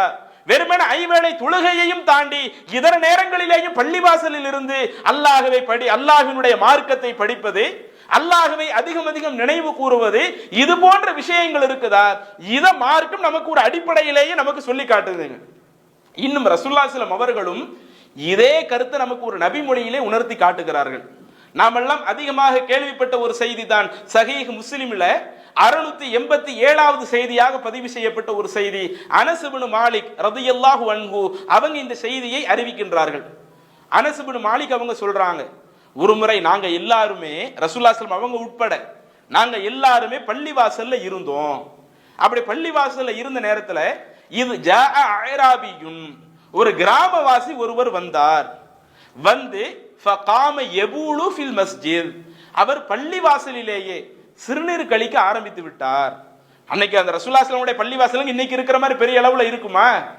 முன்னாடி பாத்தீங்கன்னா பேரித்த மரத்தை அதனுடைய தண்டுகளை நட்டி வைத்து இப்படி சிம்பிளாகத்தான் பள்ளிவாசல் இருக்கும். அப்ப இது கொஞ்சம் ஒரு நிழல் தரக்கூடிய ஒரு இடமா இருக்கே நினைச்சு அவர் பள்ளிவாசலுக்கு வருகிறார். வந்து விட்டு என்ன செய்து விடுகிறார்? பள்ளிவாசலிலே சிறுநீரையும் கழிக்கிறார். இப்படி இதை பார்க்கக்கூடிய அந்த நபித்தோழர்களுக்கு கடுமையான கோபம் வருது. நம்ம அல்லாஹ்வை வணங்குறதுக்காக ஒரு பள்ளிவாசலை கட்டினா அந்த பள்ளிவாசலுக்குள்ளேயே இப்படி சிறுநீர் கழிக்க ஆரம்பிக்கிறாரு என்று அதை பார்த்த நபித்தோழர்களுக்கு கடுமையாக கோபம் வருகிற பொழுது அப்ப அல்லாஹ்வுடைய தூதர் நபித்தோழர்களை ஆசுவாசப்படுத்துகிறார்கள். நீங்க கோபப்படாதீங்க, அவங்களுக்கு இது பள்ளிவாசல்னு தெரியாது, தெரியாம தான் அவங்க இந்த மாதிரியான ஒரு காரியத்தை பண்ணிட்டாங்க, நீங்க பொறுமையா இருங்க என்று பொறுமையாக இருக்க சொல்லுகிறார்கள். அப்படி பொறுமையாக இருக்க சொல்லிட்டு அவர் சிறுநீர் கழித்து முடித்தவுடனே ரசூலுல்லாஹி ஸல்லல்லாஹு அலைஹி வஸல்லம் அவர்கள் அந்த நபரை தன்னிடம் வர சொல்லுகிறார்கள். அப்ப சஹாபாக்களும் அந்த நபரை அல்லாஹ்வின் தூதரிடத்தில் அழைத்து வருகிற பொழுது அப்ப ரசூலுல்லாஹி ஸல்லல்லாஹு அலைஹி வஸல்லம் அவர்கள் அந்த நபருக்கு ஒரு அழகான ஒரு அறிவுரையை சொன்னார்கள். பள்ளிவாசல்ல என்ன, எதுக்காக நாங்க இந்த பள்ளிவாசலை கட்டி இருக்கிறோம்? ஏன்னா அவருக்கு இந்த பள்ளிவாசல்னு தெரியாது. அந்த பள்ளிவாசலை என்ன செய்யணும், என்ன செய்யக்கூடாது, எதற்காக இந்த கட்டடம் நிர்மாணிக்கப்பட்டிருக்கிறது என்பதை அறியாமல் இருக்கிறார். அப்ப அல்லாஹ்வுடைய தூதர் சொல்லுகிறார்கள், இன்ன ஹாதிஹில் மசாஜித், நாங்க இப்படி உலகத்தில் அல்லாஹ்வை வணங்குவதற்காக சில பள்ளிவாசல்களை கட்டுறோமே, அந்த பள்ளிவாசல் என்பது லா தஸ்லுஹு லி ஷைஇன் மின் ஹாதல் பௌலி வலல் கதர், நீங்க நினைக்கிற மாதிரி, நீங்க செஞ்ச மாதிரி இப்படி யூரின் போறதுக்காக சிறுநீர் கழிக்கிறதுக்காக இதுக்காக நாங்கள் ஏற்பாடு செஞ்ச ஒரு கட்டடம் கிடையாது. இன்னமா ஹிய, இந்த பள்ளிவாசலை நாங்கள் கெட்டி இருப்பதெல்லாம் லி திக்ரில்லாஹி அஸ்ஸ வஜல், எங்களை படைச்ச அல்லாஹ் இருக்கிறான்ல, கண்ணியமிக்க அல்லாஹ் இருக்கிறானே, அந்த அல்லாஹ்வை அதிகம் அதிகம் நினைவு கூறுவதற்காக நாங்கள் இந்த பள்ளிவாசலை கட்டி இருக்கிறோம். வஸ்ஸலா, இறைவன் எங்களுக்கு கடமையாக்கி இருக்கிற, இறைவன் எங்களுக்கு உபரியாக தந்திருக்கிற அந்த தொழுகையை நிலைநாட்டுவதற்காக இந்த பள்ளிவாசலை கட்டி இருக்கிறோம். வகிராஅத்தில் குர்ஆன், இறைவன் எங்களுக்கு வழங்கி இருக்கக்கூடிய அந்த வேதத்தை நாங்கள் படிப்பதற்காக இந்த பள்ளிவாசலை கட்டி இருக்கிறோம். இது நாங்க சும்மா பொழுதுபோக்குக்காக கட்டல, அல்லது யூரின் போறதுக்காகவோ மலம் போடுவதற்காகவோ அல்லது இந்த உலகத்தினுடைய இதர தேவைகளுக்காகவும் இந்த இடத்தை நாங்க கட்டல. இந்த இடத்தை நாங்கள் நிர்மாணித்த நோக்கமே எங்களுக்கு நாங்க அல்லாஹ்வை அதிகம் அதிகம் நினைக்கணும், எங்களுக்கு கடமையாக்கப்பட்ட அதே மாதிரி எங்களுக்கு வலியுறுத்தி சொல்லப்பட்ட தொழுகையை நிலைநாட்டணும், குர்ஆனை இங்கிருந்து நாங்க அதிகமாக ஓதணும், இப்படி அந்த இறை தொடர்புல இருக்க வேண்டும் என்பதற்காகத்தான் நாங்கள் இது போன்ற அந்த ஆலயத்தை எழுப்பியிருக்கிறோம் என்று அல்லாஹ்வுடைய தூதர். ஒரு பள்ளிவாசல் என்று சொன்னால் அது வெறுமனே தொழு வைக்கக்கூடிய ஒரு இடமாக மட்டும் இருக்கக்கூடாது, அங்கே அல்லாஹ் தஆலா எல்லா நேரத்திலேயும் நினைவு கூறப்படக்கூடிய ஒரு நிலை அங்கே இருக்க வேண்டும். அது காலையா இருக்கட்டும், மாலையா இருக்கட்டும், தொழுகையினுடைய வக்து டைமா இருக்கட்டும், தொழுகை அல்லாத ஒரு நேரமா இருக்கட்டும், எல்லா டயத்திலேயும் அந்த பள்ளிவாசல்ல இது போன்ற அந்த வணக்க வழிபாடுகள் இருக்கணும். இதைத்தான் அல்லாஹ்வுடைய தூதர் இன்னொரு நபிமொழியிலேயும் நமக்கு குறிப்பிடுகிறார்கள். சஹீஹுல் புகாரியிலே 662வது செய்தியாக பதிவு செய்யப்பட்டிருக்கிறது. அபூ ஹுரைரா ரலியல்லாஹு அவர்கள் குறிப்பிடுகிறார்கள், மன் கதா இலல் மஸ்ஜிதி அவ் ராஹ, யார் ஒருவர் காலையிலேயும் மாலையிலேயும் பள்ளிவாசலுக்கு போய் வருவாரோ, ஐவேளை தொழுகைக்கு போய் வருவாரோன்னு ரசூலுல்லாஹி சொல்லல, காலையில் எனக்கு டைம் கிடைக்குதா, நான் பள்ளிவாசலுக்கு அந்த நேரத்தை செலவழிக்கணும். மாலையில எனக்கு டைம் கிடைக்குதா, நான் அந்த நேரத்தை பள்ளிவாசல்ல செலவழிக்கணும். இப்படி காலையிலேயும் மாலையிலேயும் யார் பள்ளிவாசலுக்கு போய் வருவாரோ, பள்ளிவாசலில் பள்ளிவாசல்ல போனா நம்ம சும்மா அங்க தூங்குறதுக்காக போக மாட்டோம். வணக்க வழிபாடு போன்ற மார்க்கம் சொல்லக்கூடிய நல்ல விஷயத்தை செய்யறதுக்கு தான் போவோம். அப்ப இப்படி யார் போய் வருகிறாரோ, அஅத்தல்லாஹு லஹு நுஸலஹு மினல் ஜன்னா, அவருக்கு அல்லாஹு தஆலா மறுமையில் அவர் சொர்க்கம் போவாரே, அந்த சொர்க்கத்தில் அல்லாஹ் அவருக்கு ஒரு தங்குமிடத்தை தயார் பண்ணுவானே, அவன் நமக்கு அல்லாஹ் தஆலா சில வசிப்பிடத்தை வச்சிருப்பான்ல, அப்ப அந்த வசிப்பிடத்தை இறைவன் தயார் செய்வான். எந்த அளவிற்கு? குல்லமா கதா அவ் ராஹ, அவர் காலையிலேயும் மாலையிலேயும் எவ்வளவு நேரத்தை அந்த பள்ளிவாசலிலே செலவழிக்கிறாரோ, அப்படி பள்ளிவாசலில் செலவழிக்கக்கூடிய அந்த நேரங்களை எல்லாம் அல்லாஹ் அந்த டயத்துல அவர் சொர்க்கத்துல, இப்ப இங்க பள்ளிவாசல 1 மணி நேரத்தை செலவழிக்கிறோம்னு வைங்க, அந்த 1 மணி நேரமாக அந்த அடியானுக்காக இறைவன் மறுமையில சொர்க்கத்தில் அவனுடைய தங்குமிடத்தை தயார் செய்கிறான் என்று அல்லாஹ்வுடைய தூதர் சொல்லுகிறார்களே. அப்ப நம்ம அந்த இஸ்லாம் எதிர்பார்க்கக்கூடிய இறை ஆலயம் என்பது, அந்த இறை ஆலயத்தில் நாம கடைபிடிக்க வேண்டிய முக்கியமான விஷயம் என்பது ஐவேளை தொழுகை நடத்தப்படக்கூடிய இடமாக மட்டும் இருக்கக்கூடாது. அனைத்து மக்களும் எல்லா சந்தர்ப்பங்களிலேயும் தங்களுக்கு கிடைக்கக்கூடிய நேரங்களை வணக்க வழிபாடு போன்ற அந்த உபரியான வணக்கங்களை செய்வதற்காக, இறைவனை அதிகம் அதிகம் பெருமைப்படுத்துவதற்காக, இறைவனுடைய வேதமான அந்த குர்ஆனை எடுத்து படிக்கக்கூடிய ஒரு இடமாக, இது போன்ற அந்த பெர்பஸ்க்காக பள்ளிவாசல்கள் பயன்படுத்தப்படணும். அல்லாஹ் தஆலா தெரியப்படுத்துறான்ல. ஆனா இன்னைக்கு நம்மளுடைய எல்லா இடங்களிலும் அப்படி நடக்குதா? தமிழகத்தில் எத்தனை பள்ளிவாசல்கள் இருக்குதோ, அது சுன்னத் ஜமாத் பள்ளியா இருக்கட்டும், அது யாருடைய பள்ளியா இருக்கட்டும், எல்லா இடங்களிலேயும் இறைவன் சொல்லக்கூடிய அந்த சட்ட திட்டங்களை நாம் முறையாக கடைபிடிக்கிறோமா? அதை நாம் சற்று சிந்தித்து பார்க்க வேண்டும். அதே மாதிரி அந்த பள்ளிவாசல்ல வணக்க வழிபாடுகளையும் தாண்டி இந்த சமுதாயத்தை மார்க்க அடிப்படையில் பண்படுத்த வேண்டும் என்று சொன்னால், இந்த சமுதாயத்தை இஸ்லாமிய சட்டதிட்டங்களில் பக்குவப்படுத்த வேண்டும் என்று சொன்னால், அவர்களுக்கு மார்க்க அறிவுரைகள் சொல்லக்கூடிய ஒரு இடமாக, மார்க்க அறிவுரையிலேயே ஒரு சமுதாயத்தை வென்றெடுக்கக்கூடிய ஒரு இடமாக பள்ளிவாசல்கள் இருக்க வேண்டும். ரசூலுல்லாஹ் காலத்துல வெறும் 10 ஆண்டு தானங்க, மதீனாவுல ரசூலுல்லாஹ் 10 வருஷம் தான் இருந்தாங்க. அந்த 10 ஆண்டு காலத்துல மக்காவுல 13 வருஷம் இருக்கும்போது என்ன மாற்றத்தை அல்லாஹ்வின் தூதரால் காண முடியலையோ, அது போன்ற விஷயங்களை வெறும் 10 வருஷத்துல அந்த சமுதாயத்தையே டோட்டலாக ரசூலுல்லாஹ் மாத்தி காட்டினாங்களே, அவ்வளவு மாற்றங்களும் எப்படி அல்லாஹ்வின் தூதரால் மாற்ற முடிந்தது?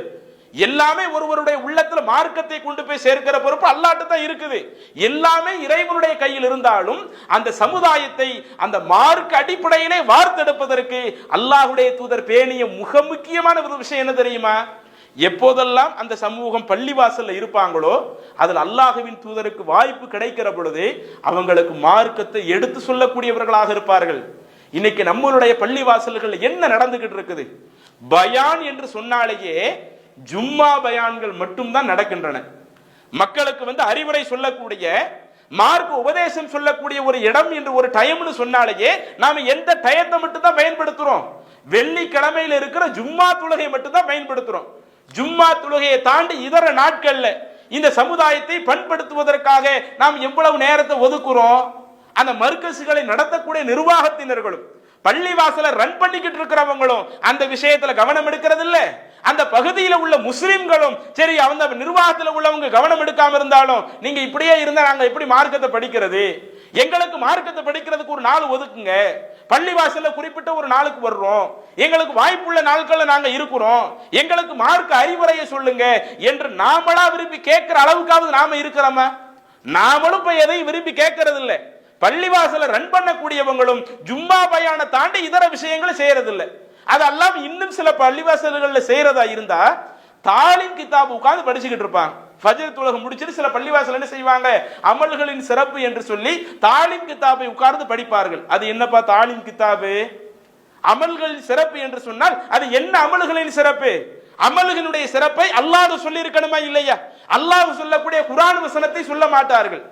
அல்லாஹ்வுடைய தூதர் சொல்லக்கூடிய அந்த நபி மொழியில பல அமல்களுடைய சிறப்பை சொல்றாங்க, அதை மேற்கோள் காட்ட மாட்டார்கள். அந்த மகான் அப்படி இருந்தார், இந்த மகான் இப்படி இருந்தார், கபருக்குள்ளேயே தொழுகக்கூடியவராக இருந்தார். கபூர்ல தொழுகிறதுக்கு அல்லாஹ் தஆலா கடமையாக்கல. நமக்கு தொழுகைங்கிறதே உயிரோடு இருக்கும் பொழுதுதான். என்னைக்கு நமக்கு இந்த உலகத்தை விட்டு நம்ம பிரிஞ்சு போயிட்டோமோ அதற்கடுத்தெல்லாம் நம்ம தொழுக முடியாது. ஆனா இந்த மகன் கபருக்குள் தொழுதுகிட்டு இருந்தாரு, இந்த மகன் தொழுகையிலே ரொம்ப அதிகமா நீடித்துக்கிட்டு இருந்தாரு என்று மார்க்கத்தில் இல்லாத பொல்லாத செய்திகளை எடுத்து சொல்லக்கூடிய ஒரு இடமாக பயன்படுத்துறாங்களே. ஒன்னு அறவே ஜும்மாவை தாண்டி எதையும் பேச மாட்டேங்கிறாங்க, அல்லது அப்படி பேசினாலும் மார்க்க தகவலை முறையாக எடுத்து சொல்லாமல் மக்களை தவறான முறையில வழிகாட்டக்கூடியவங்களா இருக்கிறாங்களே. அல்லாஹ்வுடைய தூதர் அதை செய்யவில்லை. சஹீஹுல் புகாரியில 474வது செய்தியாக பதிவு செய்யப்படுகிறது. அபு வாக்கித் அல் லைசி என்று சொல்லக்கூடிய நபி தோழர் இந்த செய்தியை அறிவிக்கின்றார்கள்.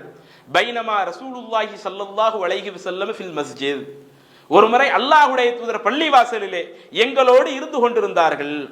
அப்படி இருக்கக்கூடிய நேரத்தில் ஃபஅக்பல ஸலாஸத்து நஃபரின், 3 நபர்கள் அந்த சபைக்கு வந்தார்கள்.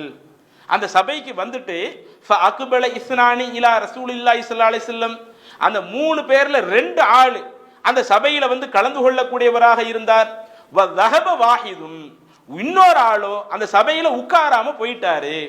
அப்ப அந்த பயான்ல உட்காராம போனதுல இருந்தே இது எந்த பயான் இல்லைன்னு விளங்குது, ஜும்மா பயான் இல்லைன்னு விளங்குது. ஏன்னா ஜும்மா பயான் நம்ம என்ன செஞ்சாகணும், எப்ப இமாம் மிம்பர்ல ஏறுறாங்களோ கண்டிப்பா அதுக்கு முன்னாடியே பள்ளிக்கு வந்தாகணும்.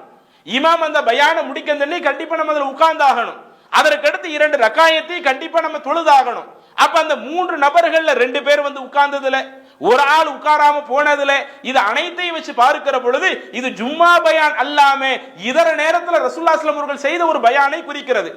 அப்ப ரசூலுல்லாஹி ஸல்லல்லாஹு அலைஹி வஸல்லம் அவங்க பயான் பேசுறப்பயே இந்த 3 பேருடைய செயல்களையும் கவனித்து விடுகிறார்கள். கவனித்து விட்டு கடைசியாக சொல்லுகிறார்கள், அலா உஹ்பிருக்கும் அனி ஸலாஸா, நான் இப்படி பயான் பேசுறப்போ ஒரு 3 பேரை கவனிச்சேன், அவங்களை பத்தி நான் உங்களுக்கு சொல்லி தரட்டுமா என்று அல்லாஹ்வுடைய தூதர் கேட்டுவிட்டு சொல்லுகிறார். அம்மா அஹதுஹும், அந்த 3வரில் ஒருவர் அந்த உரையில ரொம்ப ஆர்வத்தோடு வந்து உட்கார்ந்துகிட்டார். முன்னாடி ஒரு இடம் காலியா இருக்கிறப்ப ரொம்ப கவனமாக கேட்கணுங்கிறதுக்காக தன்னுடைய கவனத்தை முழுக்க முழுக்க அந்த உரையிலேயே அவர் செலுத்திக் கொண்டார். ஃபஆவா இலல்லாஹ், அவர் தன்னை அல்லாஹ்விடத்திலேயே ஒப்படைக்கக்கூடியவராக இருந்தார். ஃபஆவாஹுல்லா, அல்லாஹ்வும் அந்த அடியாரை அரவணைத்து விடுகிறான். அல்லாஹ்வு அவர் அரவணைச்சு என் செய்தியை கேட்கறதுக்காக வந்திருக்கிறல்ல, ரொம்ப ஆர்வத்தோடு இருக்கிறல்ல, நான் இந்த செய்தியை உன் உள்ளத்துல கரெக்டா பதிய வச்சிடுறேன் என்று அல்லாஹ்வும் அந்த அடியானை அரவணைக்கிறான். அம்மல் ஆகரு, அந்த 2வது நபரோ ஃபஸ்தஹியா, அந்த உரையில உட்கார்ந்தாரு, ஆனா ஏனோ தானோன்னு கவனம் இல்லாம கொஞ்சம் ஒரு பொடுபோக்குத்தனத்துல உட்கார்ந்தாரு. அப்படி உட்கார்ந்த நபருக்கு ஃபஸ்தஹியல்லாஹு மின்ஹு, அல்லாஹ்வும் அந்த செய்தியை கொண்டு போய் சேர்க்கிறதுல அவங்க எந்த இன்ட்ரெஸ்ட்ல இருக்கிறாங்களோ அதே அளவுக்கு அல்லாஹ் அந்த செய்தியை கொண்டு போய் சேர்ப்பான். அவங்க இன்ட்ரெஸ்ட் குறைஞ்சு சும்மா உட்கார்ந்து இருக்கிறாங்கன்னு வைங்க, சரி ஏதோ பயானு உட்கார்ந்தா நன்மை அப்படி ஏனோதானு உட்கார்ந்தா அங்க சொல்லப்படக்கூடிய தகவலும் அவருக்கு ஏனோதானு போய் பதியுமே ஒழிய ஆணித்தரமாக அவருடைய உள்ளத்துல பதியாது. அடுத்து அந்த 3வது நபரை பற்றி குறிப்பிடுகிறார்கள். அம்மல் ஆகர், அந்த மற்றொருவரோ ஃபஅரல, அந்த சபையவே உட்காராமல் அவர் புறக்கணித்து சென்றார். ஃபஅரலல்லாஹு அன்ஹு, அல்லாஹ்வும் அவருக்கு அந்த தகவலை கொண்டு போய் சேர்க்காமல் அல்லாஹ்வும் அவரை புறக்கணித்து விடுகிறான். அப்ப இது போன்ற அந்த பள்ளிவாசல்கள்ல சொல்லப்படக்கூடிய இந்த செய்திகளை யார் ஆர்வத்தோடு கேட்க வருகிறார்களோ அல்லாஹ் அவருடைய உள்ளத்தில் அந்த செய்தியை போடுவதற்கு பொறுப்பேற்கிறான். யார் வந்து இதுல ஒரு பொடுபோக்குத்தனமா உட்கார்ந்து இருப்பாங்க, ஆனா பெரிய அளவுல கவனம் இல்லாம இருக்கிறாங்களோ அல்லாஹ்வும் அதே நிலையில தான் அந்த தகவலை கொண்டு போய் சேர்ப்பான். யார் இதுல ரொம்ப எந்த ஒரு இன்ட்ரெஸ்ட் இல்லாம நான் தொலை வந்தேன், தொழுதுட்டு நான் பாட்டுக்கு போறேன், நான் எதுக்கு பயான்ல உட்கார்ந்து இருக்கணும், ஜும்மா பயான்னா கண்டிப்பா உட்கார்ந்து ஆகணும், இதெல்லாம் சும்மா நீங்க நடத்துறது தானே என்று சொல்லி இது போன்ற அந்த பள்ளியில் நடைபெறக்கூடிய அந்த அறிவுரைகளை யார் புறக்கணித்து விட்டு செல்வாரோ அப்படி புறக்கணித்து விட்டு செல்லக்கூடியவரை அல்லாஹ்வும் புறக்கணித்து விடுவதாக அல்லாஹ்வுடைய தூதர் சொல்லுகிறார்களே. அப்ப இந்த நபிமொழியில நமக்கு தெரியக்கூடிய முக்கியமான ஒரு தகவல், பள்ளிவாசல் என்று சொன்னால் அது ஐவேளை தொழுகை மட்டும் நடைபெறக்கூடிய இடமாக, அதே போல வெள்ளிக்கிழமை மட்டும் மக்களை பண்படுத்தக்கூடிய உரையை ஆற்றக்கூடிய ஒரு இடமாக அந்த பள்ளிவாசல் இருக்கக்கூடாது. அதை தாண்டி ஆண்களுக்கு எப்போது ஃப்ரீ டைம் இருக்குதோ அவர்களை உட்கார வைத்து மார்க்கத்தை சொல்லக்கூடிய ஒரு இடமாக இருக்கணும். பெண்களுக்கு எப்போது மார்க்கத்தை சொல்வதற்கு வாய்ப்பு கிடைக்குதோ அவர்களை அந்த பள்ளியில் வைத்து மார்க்கத்தை சொல்லக்கூடிய ஒரு இடமாக இருக்கணும். அதே போல சிறுவர்கள், இளைஞர்கள், அவர்களுக்கு எப்போது இந்த மார்க்கத்தை சொல்வதற்கான நேரங்கள் இருக்கிறதோ அந்த டயத்தில் அவர்களை வைத்து மார்க்கத்தை சேர்க்கக்கூடிய ஒரு இடமாக இருக்கணும். இப்படி அனைத்து சந்தர்ப்பங்களிலேயும் தன்னுடைய இறைவனுடைய கொள்கையை மக்களுக்கு எடுத்து சொல்லக்கூடிய ஒரு இடமாகவும் பள்ளிவாசல் இருக்க வேண்டும் என்பதை இஸ்லாம் எதிர்பார்க்கிறதே.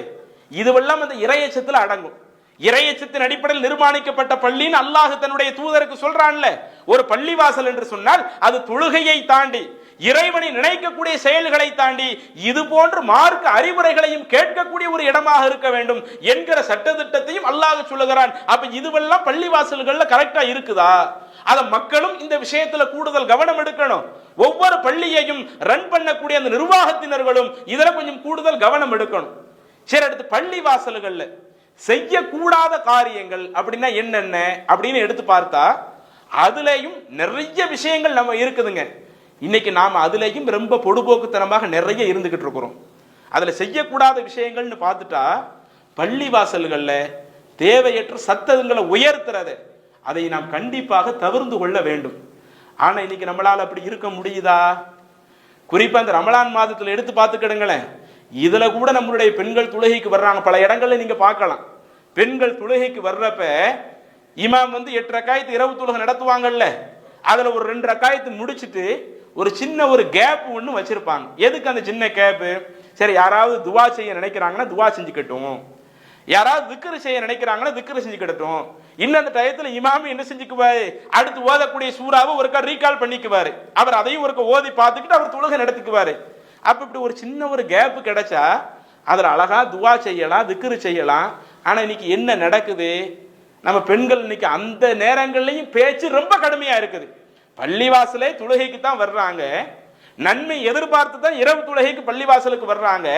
அப்படி இரவு தொழுகைக்கு பள்ளிவாசலுக்கு வந்துட்டு சலாம் கொடுத்து முடிச்சு ஒரு கொஞ்சம் டைம் கிடைச்சிட்டா போதும், பக்கத்துல உள்ள பெண்கள்கிட்ட பெருநாளுக்கெல்லாம் ட்ரெஸ் எடுத்தாச்சா, எந்த ட்ரெஸ்ஸை எடுத்தீங்க, எவ்வளவு காசு கொடுத்து எடுத்தீங்க, எந்த மாடல்ல எடுத்தீங்க, இப்படி முழுக்க முழுக்க இது போன்ற பேச்சுக்களே சில நேரங்கள் அடுத்த பெண்களை கம்ப்ளைண்ட் பண்ற அளவுக்கு, இந்த அளவுக்கு சலசலப்பா இருந்தா நாங்க எப்படி துவா செய்ய முடியும்?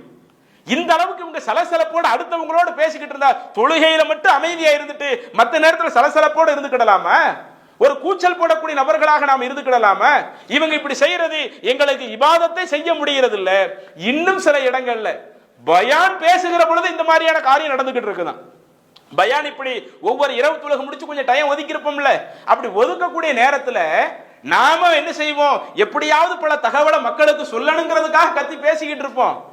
நம்ம பேசக்கூடிய சத்த கீழே உள்ள ஆட்களுக்கு கேட்காத விதத்துல பெண்கள் அவங்களுக்குள்ள பேசுறாங்கன்னு சொன்னா அப்ப இப்படி கூச்சலிடக்கூடிய நம்மளுடைய அந்த உலக விஷயங்களை எல்லாம் பேசக்கூடிய ஒரு இடமாவ அந்த பள்ளிவாசல் நம்ம வைக்கணும். இது குறித்து மார்க்கம் நமக்கு சொல்லக்கூடிய தகவலை தெரியாமத்தான் இருக்கிறோம். நீங்கள் பார்க்கலாம், சஹீஹ் முஸ்லிம்ல 1002வது செய்தியாக பதிவு செய்யப்பட்ட ஒரு நபிமொழி அப்துல்லாஹ் இப்னு மஸ்ஊத் என்கிற நபித்தோழர் அறிவிக்கிறாங்க. அல்லாஹ்வுடைய தூதர் சொன்னார்கள், லி எலியனி மின்கும் உலில் அஹ்லாமி வன்னுஹா, நான் தொழுகை நடத்துகிற பொழுது அந்த தொழுகையில முதல் சஃப்ல நிக்கிறது யார் அதிகமான செய்திகளை அறிந்தவர்களாக இருக்கிறாங்களோ அவங்க எனக்கு அடுத்தபடியாக நிற்கட்டும். அந்த தொழுகையினுடைய சஃப ரசூலுல்லாஹ் சொல்றாங்க. இமாம் ஒரு ஆள் நிப்பாங்க, நான் தொழுகை நடத்துவேன், எனக்கு பின்னாடி இந்த முதல் சஃப்ல யாரு நிக்கணும், இந்த மார்க்க சட்டங்களை யார் ரொம்ப அதிகமா தெரிஞ்சிருக்கிறாங்களோ, குர்ஆனுடைய வசனங்களை யார் அதிக மனப்பாடம் பண்ணியிருக்கிறாங்களோ அவங்க இதுக்கு அடுத்து நிக்கணும் என்று சொல்லிவிட்டு சும்மல்லதீன எழுனகும், பிறகு அதற்கடுத்து அறிஞ்சவங்க அதற்கடுத்து அறிஞ்சவங்க என்று இப்படி நீங்க சஃப்களை நின்னுக்கிடுங்க அப்படின்னு அல்லாஹ்வுடைய தூதர் சொல்லிவிட்டு கடைசியாக ஒரு வார்த்தையை குறிப்பிடுகிறார்கள், வ ஈயாக்கும் வ ஹைஷாத்தில் அஸ்வாக், கடைகள்ல நின்று கூச்சல் போடுவீங்களே.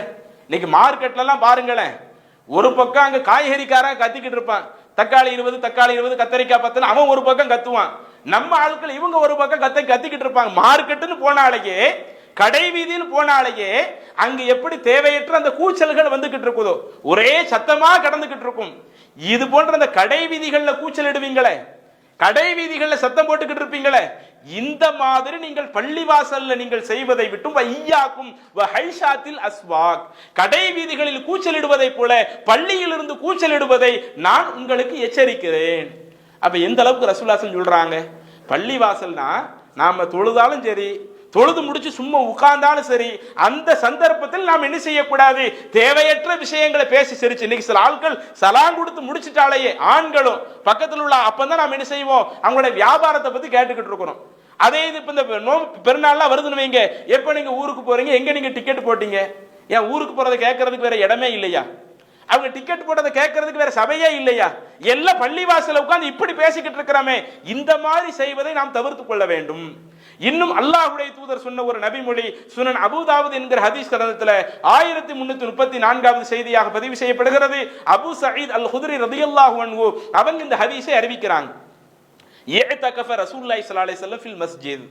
ஒரு முறை அல்லாஹ்வுடைய தூதர் பள்ளி வாசலிலே இஅ்திகாஃப் இருந்தார்கள். இன்ஷாஅல்லாஹ் அந்த இஅ்திகாஃபினுடைய விஷயத்தை நாளைக்கு நம்ம சொல்ல இருக்கிறோம். ரசூலுல்லாஹி ஸல்லல்லாஹு பள்ளி வாசல் என்ன செய்றாங்க? இஅ்திகாஃப் இருக்கிறார்கள். அப்படி இஅ்திகாஃப் இருக்கிற பொழுது ஃபஸமிஅஹும் யஜ்ஹரூன பில் கிராஆ. ரசூலுல்லாஹி ஸல்லல்லாஹு அந்த பள்ளி வாசல்ல ஒரு சப்தத்தை கேட்கிறார்கள். அதுவும் என்ன சப்தம்? உலக விஷயத்தை பேசுறது இல்ல, குர்ஆனை படிக்கிறது இருக்குதா இல்லையா? அந்த குர்ஆனை ரொம்ப சத்தம் போட்டு படிக்கக்கூடிய அந்த விஷயத்தை அல்லாஹ்வுடைய தூதர் செவியுறுகிறார்கள். அப்படி செவியுற்ற உடனே ரசூலுல்லாஹி ஸல்லல்லாஹு அவர்கள் ஒரு கூடாரத்துல தான் பள்ளிவாசல்ல இஅ்திகாஃப் இருக்கிறாங்க. இந்த சப்தத்தை என்ன குர்ஆன் ஓதுற சத்தம் ரொம்ப இந்த அளவுக்கு அதிகமா இருக்குதே அப்படின்னு கேட்டுட்டு ஃபகஷஃப சித்ர், அல்லாஹ்வுடைய தூதர் அந்த திரையை விளக்குகிறார்கள். திரையை விலக்கி விட்டு சொன்னார்கள், அலா அறிந்து கொள்ளுங்கள், இன்ன குல்லக்கும் முனாஜின் ரப்பஹு, நீங்கள் ஒவ்வொருவருமே அல்லாஹ்வோடு உரையாடி கொண்டிருக்கிறீர்கள்.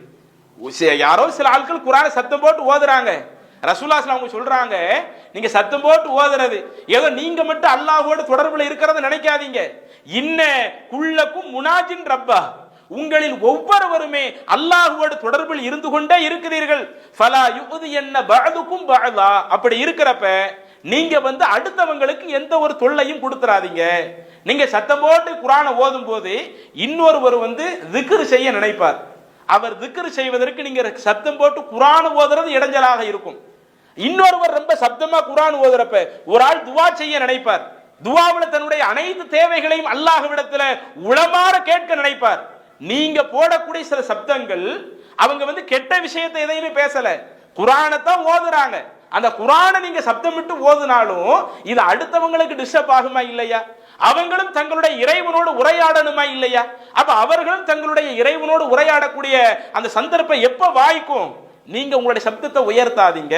ஃபலா யுதியன்ன பஅதுக்கும் பஅதா, உங்களில் ஒருவர் அடுத்தவருக்கு என்ன செய்ய வேண்டாம், எந்த ஒரு தொல்லையும் தந்தர வேண்டாம். வலா யர்ஃபஅ பஅலுக்கும் அலா பஅலின் ஃபில் கிராஆ, ஓதுனா கூட உங்களில் ஒருவர் அடுத்தவங்களுக்கு என்ன செஞ்சிர வேண்டாம், அடுத்தவங்களை விட சத்தம் நீ சத்தமா ஓதுறியா நான் சத்தமா ஓதுறேனா, இப்படி போட்டி போடக்கூடிய ஒரு இடமாக நீங்கள் இந்த பள்ளி வாசலை ஆக்கிக் கொள்ளாதீர்கள். என இங்க ஒவ்வொருவருமே தன்னுடைய நேரத்தை செலவிடுகிறான் என்று சொன்னாலேயே அல்லாஹ்வோடு தன்னுடைய அந்த உரையாடலை தொடங்க மனுஷன் விரும்புறான்.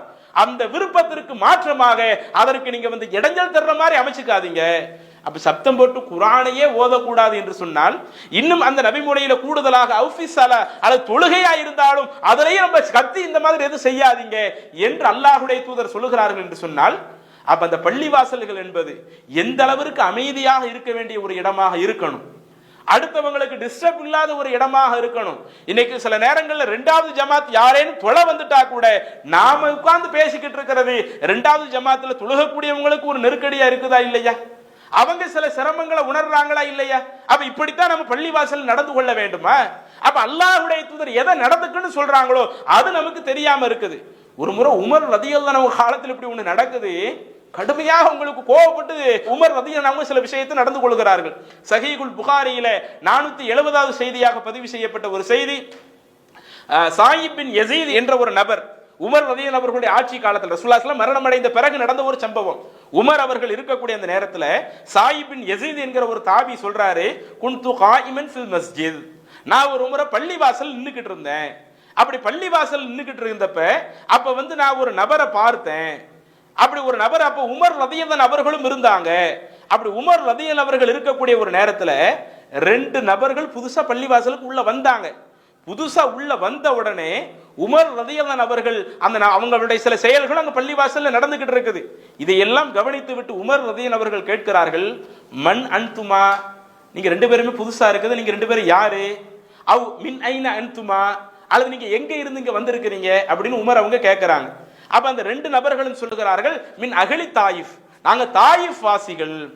ரசூலுல்லாஹி ஸல்லல்லாஹு அலைஹி வஸல்லம் தாயிஃப் மக்காவில் இருக்கும்போது பிரச்சாரம் பண்ண போனாங்கல்ல தாயிஃப், அந்த தாயிஃப்ல இருந்து நாங்க இங்க வந்திருக்கிறோம் அப்படின்னு உமர் அவர்களிடத்தில் பதில் சொல்லுகிற பொழுது அடுத்து உமர் ரலியல்லாஹு அன்ஹு அவர்கள் குறிப்பிடுகிறார்கள், லவ் குன்துமா மின் அஹ்லில் பலத், நீங்க மட்டும் அந்த தாயிஃப் வாசியா இல்லாம இந்த மதினாவாசியாக மட்டும் நீங்கள் இருந்திருந்தால் லஅவுஜஅதுகுமா, நான் உங்க ரெண்டு பேத்தையும் கடுமையா தண்டிச்சிருப்பேன். ஏன் தெரியுமா? தர்ஃபஆனி அஸ்வாத்துகுமா ஃபி மஸ்ஜித் ரசூலுல்லாஹி ஸல்லல்லாஹு அலைஹி வஸல்லம், அல்லாஹ்வின் தூதருடைய பள்ளிவாசல்ல இருந்துகிட்டு உங்களுடைய சப்தங்களை ரெண்டு பேரும் உயர்த்தி பேசிக்கிட்டு இருக்கீங்கல்ல, நீங்க வெளியூர் ஆளா இருக்கிறதுனால நான் உங்களை விட்டுட்டேன். உள்ளூர் வாசியா மட்டும் நீங்க இருந்தீங்கன்னா நான் உங்களை கடுமையா தண்டிச்சிருப்பேன் என்று உமர் ரலியல்லாஹு அவர்கள் சொல்லக்கூடிய அந்த செய்தியையும் நாம சஹீஹுல் புகாரில பார்க்கிறோமே. அப்ப இஸ்லாம் நம்மளை எப்படி எதிர்பார்க்கிறது? அல்லாஹ்வுடைய தூதர் உருவாக்கிய அந்த சமுதாயம் எப்படி இருந்தது? இன்னும் அந்த நபி தோழர்கள் ரசூலுல்லாஹி ஸல்லல்லாஹு அலைஹி வஸல்லம் மறைவிற்கு பிறகு இதர மக்களை பள்ளிவாசல்ல எந்த மாதிரி எதிர்பார்த்தார்கள்? ஒரு பள்ளிவாசல்கள் என்று சொன்னால் அது தேவையற்ற கூச்சல் குழப்பங்களை ஏற்படுத்தக்கூடிய ஒரு இடமாக, சண்டை சச்சரவு போடக்கூடிய ஒரு இடமாக, உலக விஷயங்களை எல்லாம் நாம கலந்துரையாடி அதன் மூலம் அடுத்தவர்களுக்கு தொல்லை அளிக்கக்கூடிய ஒரு இடமாக இருந்துவிடக் கூடாது என்பதை இஸ்லாமிய மார்க்கம் நமக்கு சொல்லுகிறது. அப்ப இந்த அடிப்படைகளை எல்லாம் புரிந்து கொள்ள வேண்டும். இன்னும் நாம இந்த இறைவனுடைய ஆலயத்துல பள்ளிவாசல்கள்ல செய்யக்கூடாத விஷயமாக இஸ்லாமிய மார்க்கம் சில விஷயங்களை சொல்லுகிறது. அதையும் அதற்கடுத்து இந்த ரமலான் மாதத்துல இஅ்திகாஃப் என்கிற வணக்க வழிபாட்டையும் நாம் இந்த பள்ளிவாசலில் செய்வதற்கு மார்க்கம் சில விஷயங்களை சொல்லுகிறது. அது போன்ற தகவல்களை நாளை தினம் பார்க்கலாம். அஸ்ஸலாமு அலைக்கும் வரஹ்மத்துல்லாஹி வபரகாத்துஹு. அல்லாஹு அக்பர், அல்லாஹு அக்பர்.